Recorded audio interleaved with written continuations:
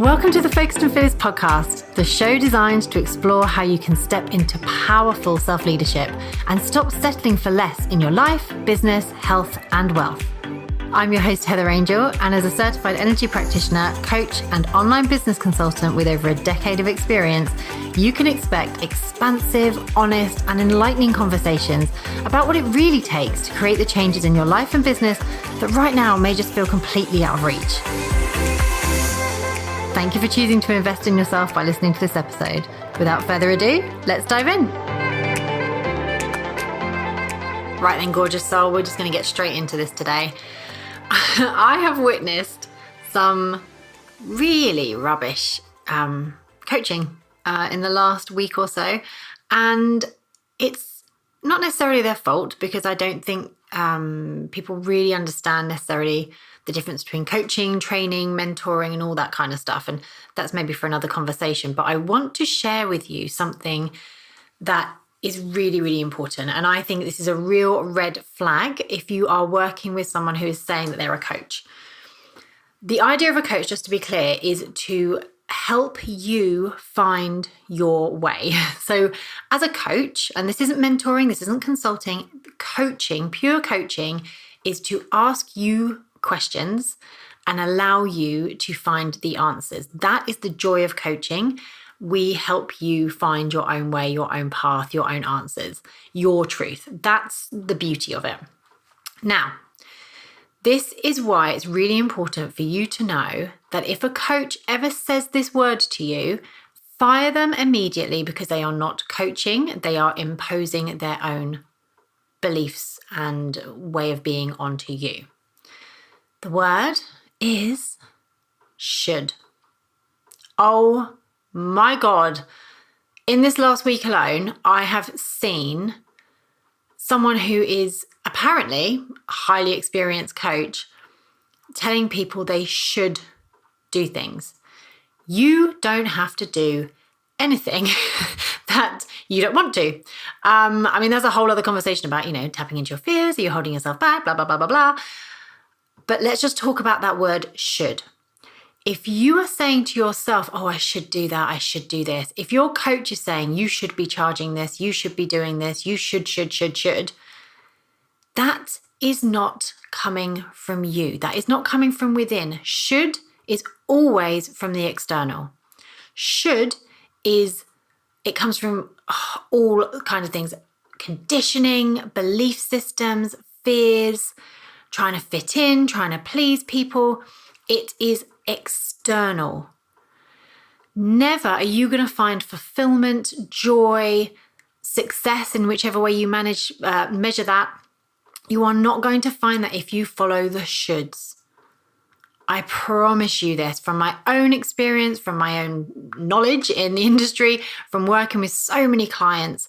The amount of times they will come to me and like, oh, well, I should be doing this. I should be doing that because that's what so-and-so is doing. And, I should have made £1 million by now, or I should have made this much money. I'm like, should. It is going to make you freaking miserable if you live by the shoulds. Now, a true coach with your best interests at heart is never going to tell you should do anything. It is the language I avoid the most. It's probably the word I avoid the most. And you would have heard, I'm pretty sure I've done episodes on here where the words come out because it's in my vocabulary, it's in the language, and I correct myself immediately. Sometimes I might be like, oh, and you should try it. Oh, actually, no. I invite you to, or I encourage you to explore, ... whatever it is. I have no right, your coach has no right, no one actually has any right to tell you how to live your life, to tell you how you should be, how you should run your business. See, should. It's an awful, awful word. If we can ban it, that would be amazing. In fact, I did have a client that I worked with, and one of the first things I was like, right, every time you say should, I want you to pinch yourself because it was so prevalent in his language and it was making him miserable because all it does is put external expectations on us that we should be doing something. And that just doesn't serve us at all. It just makes us think we're not doing good enough. And that will feed into beliefs of not being good enough, not worthy, blah, blah, blah, blah, blah, all those things.